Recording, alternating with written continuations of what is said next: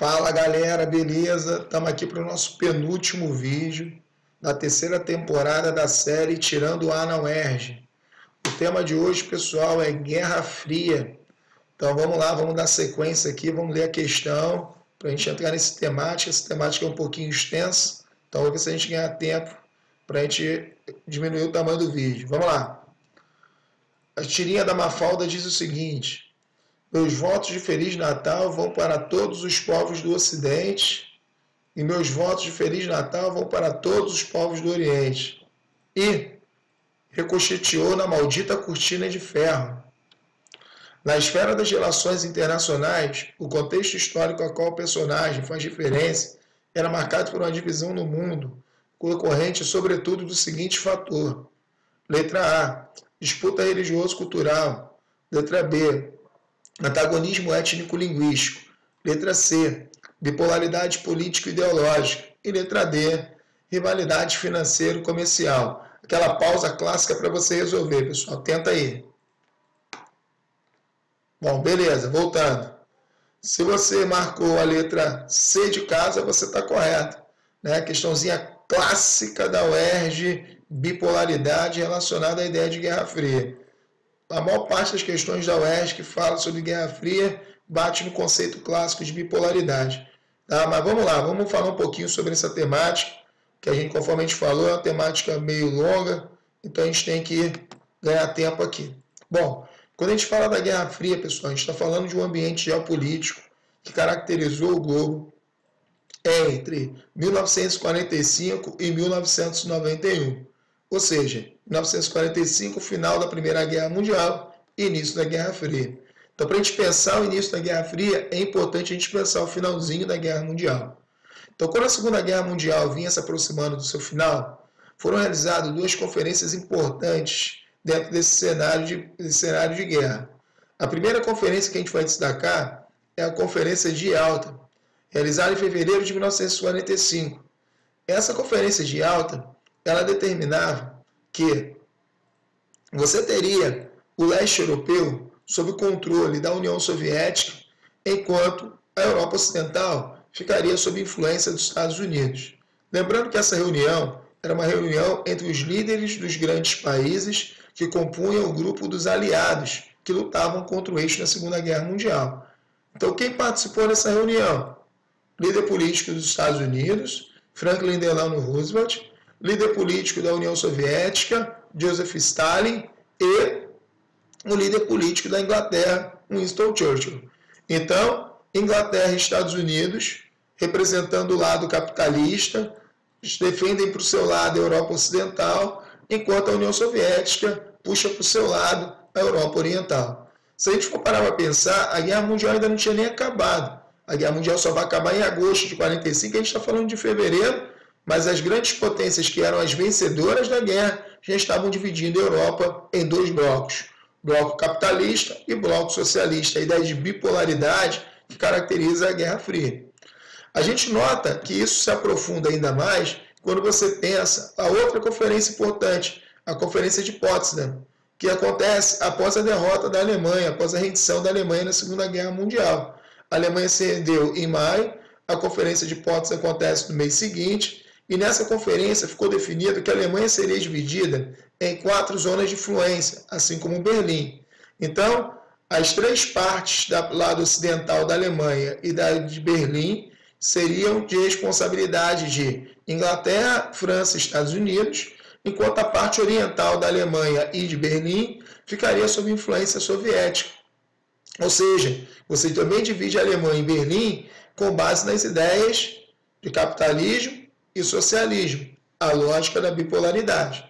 Então a gente pode considerar essas conferências como dando o pontapé inicial para que após a Segunda Guerra Mundial você tivesse o início da Guerra Fria. A gente observa que a guerra acabou em agosto.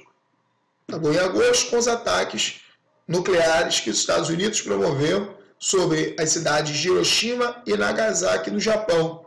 Aí tu fala assim, Cássio, mas isso aí não tem nada a ver com a Guerra Fria. Não está dividindo em capitalismo e socialismo. Aí é que você se engana. Né? De acordo com o governo do presidente dos Estados Unidos, né, o Franklin Delano Roosevelt havia morrido, quem tinha assumido os Estados Unidos era o presidente Truman, e o presidente Harry Truman dizia que os ataques nucleares sobre o Japão se davam para acabar com a guerra o quanto mais rápido, para que menos jovens americanos pudessem morrer no conflito no Pacífico.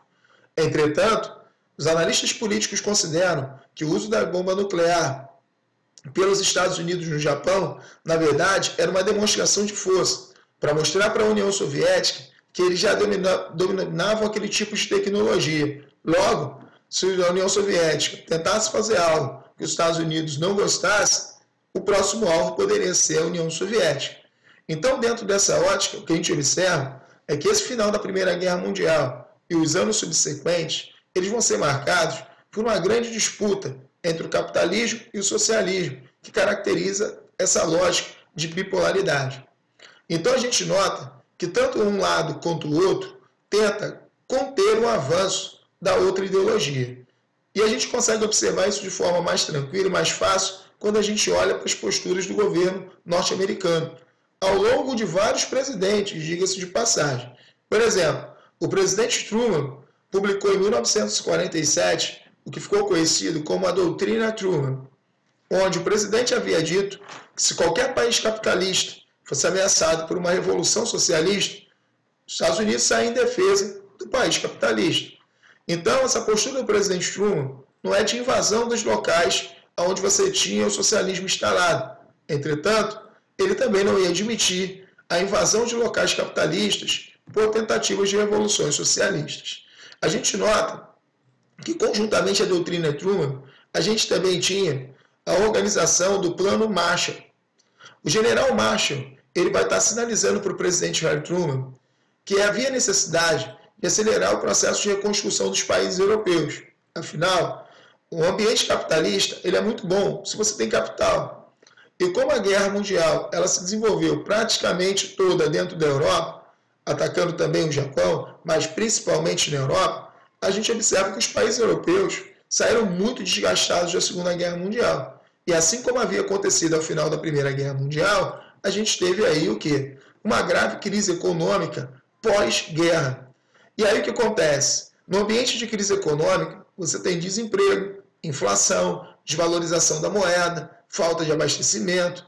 E as pessoas que não têm emprego, as pessoas que não conseguem comprar produtos, começam a ver o capitalismo de forma negativa. Então, para evitar que aumentasse o número de pessoas que vissem o capitalismo de forma negativa e talvez pudessem ver com simpatia as ideias socialistas, o general Marshall ele vai estar orientando o presidente Harry Truman a desenvolver um plano econômico de reconstrução dos países europeus, que ficou conhecido como Plano Marshall.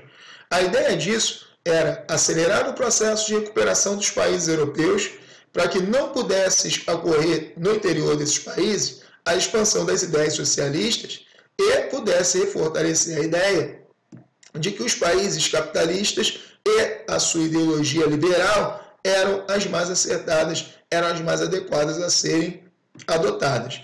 Então a gente observa que o Plano Marshall ele vai estar sendo adotado para recuperar o mais rápido possível os países europeus para evitar a expansão do socialismo na Europa. Mais tarde, nos anos 50, os Estados Unidos lançou um outro plano econômico chamado Plano Colombo, que visava a reconstrução do Japão para evitar que as ideologias comunistas que haviam gerado uma revolução na China, a Revolução Comunista Chinesa, em 1949, pudesse se estender para o Japão, assim como também você vai ter o desenvolvimento do programa Aliança para o Progresso, nos anos 60, onde o governo norte-americano vai estimular a formação de ditaduras militares nos países latino-americanos, sob financiamento do governo dos Estados Unidos, para evitar que o socialismo que havia chegado em Cuba pudesse se expandir para os outros países da América Latina. Então, se a gente for parar para analisar, os Estados Unidos estão desenvolvendo planos econômicos com o objetivo de investir pesadamente na reconstrução de países ou instaurar ditaduras militares, como era o caso na América Latina, para impedir o avanço das ideias socialistas sobre regiões capitalistas.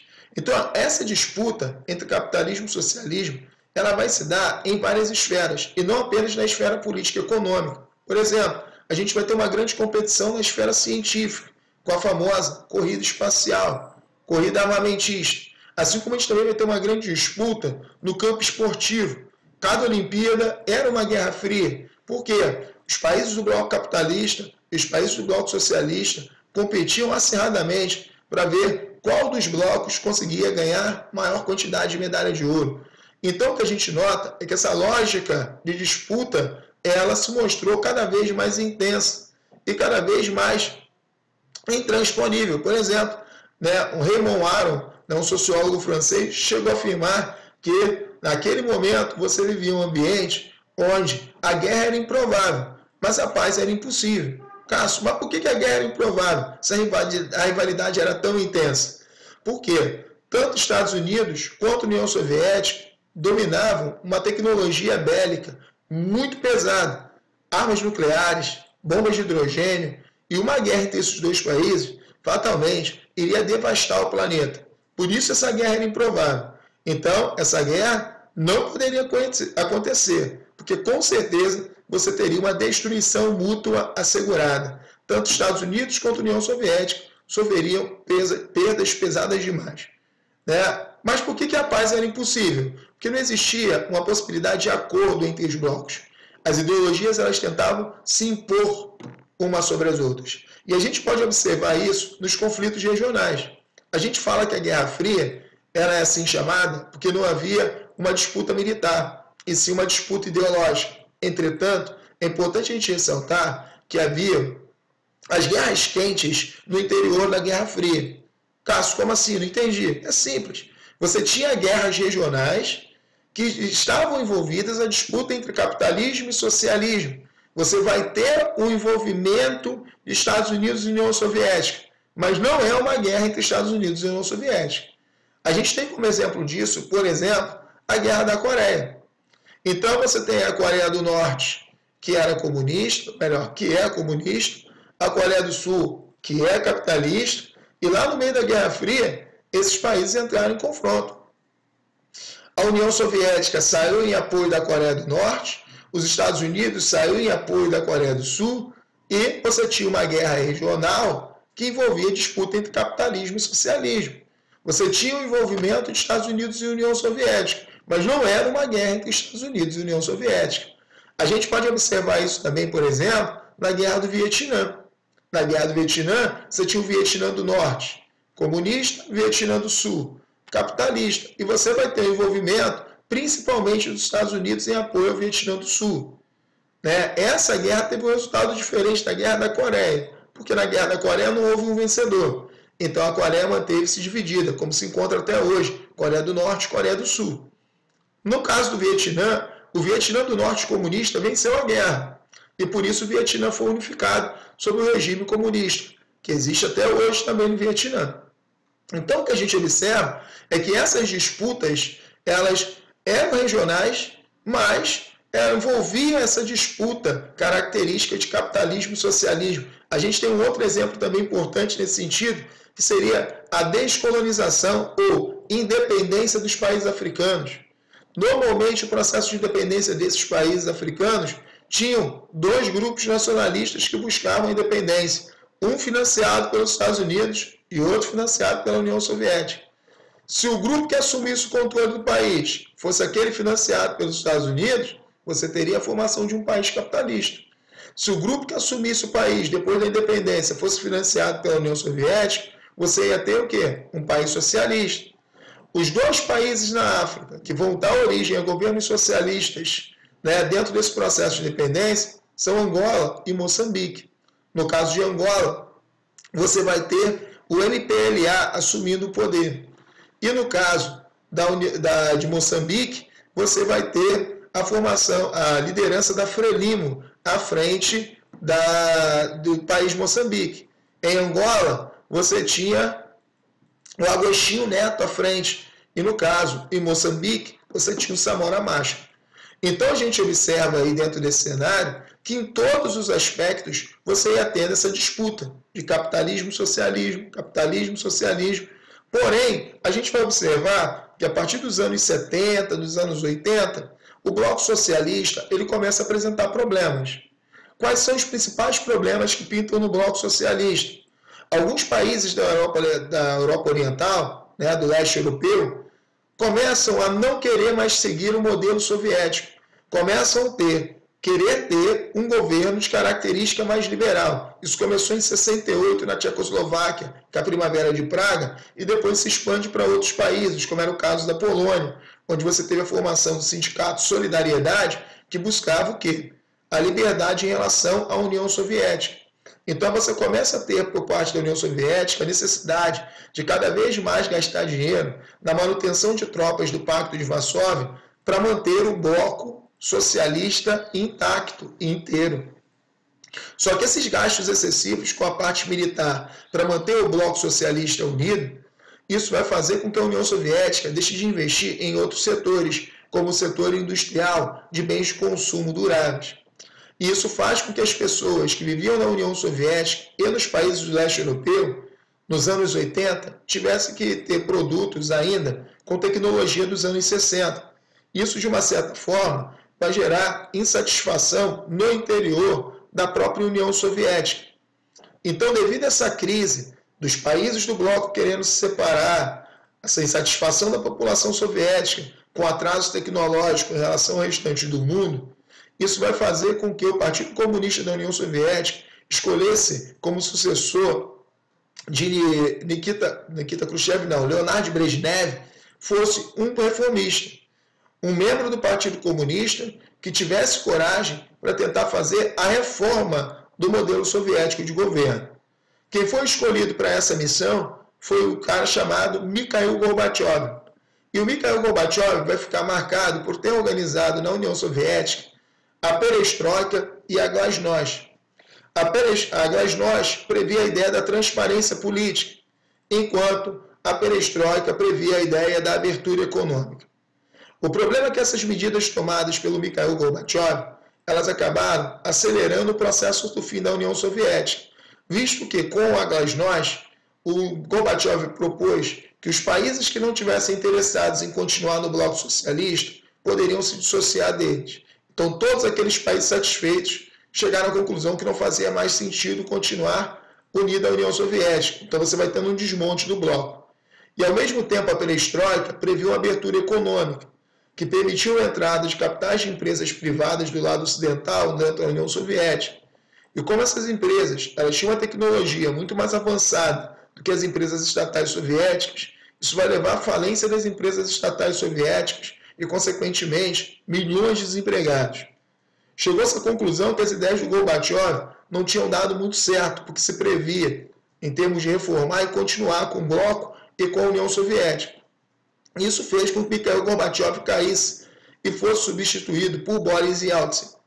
E Boris Yeltsin só vai mesmo conduzir a União Soviética para um processo de abertura, que mais tarde, e nos anos 90, deu origem à SEI, que mais tarde vai dar origem à Rússia, Bielorrússia e Ucrânia. Então, mediante isso, a gente observa que a União Soviética ela vai chegar a seu final, marcando para a gente o final da Guerra Fria. É importante marcar, fazer um parêntese, que existia um símbolo muito importante dentro do bloco socialista que marcou a Guerra Fria enormemente, que era o Muro de Berlim. O Muro de Berlim ele foi construído em 1961, como uma forma de tentar resolver a crise de Berlim. Entretanto, um pouquinho antes de acabar a União Soviética, em 1991, ou seja, em 1989, o Muro de Berlim já havia caído.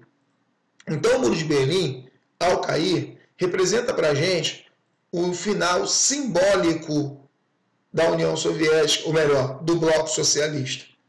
E o fim da União Soviética marca para a gente um final efetivo da Guerra Fria. Então, a Guerra Fria acaba simbolicamente com a queda do Muro de Berlim e acaba efetivamente com o fim da União Soviética em 1991. Com o fim da União Soviética, você tem o fim da bipolaridade e você tem início ao que ficou conhecido como uma nova ordem mundial. E essa nova ordem mundial, ela não vai ser marcada pela bipolaridade mais. Ela vai ser marcada por um ambiente de multipolaridade. Bom, pessoal, Dessa forma, o mundo passa a se organizar de uma forma bem diferente. Entretanto, é importante a gente lembrar que entre 45 e 91, o universo foi marcado, ou melhor, as relações geopolíticas do globo foi marcado por esse ambiente de bipolaridade. Então a gente para aqui com a nossa aula de Guerra Fria, a gente finaliza por aqui, tá? Fiquem atentos no próximo vídeo, não perca o próximo vídeo é imperdível, né? Eu te aconselho não perder mesmo, porque ele vai ser fundamental para que você consiga atingir aquelas 43 questões para você chegar no celular na UERJ. Beleza, pessoal? A gente para por aqui com a Guerra Fria, a gente para aqui com esse vídeo e continuamos no próximo vídeo. Não perca, é imperdível, é importante. Tá bom, pessoal? Então, parando por aqui. Tchau, tchau, até mais.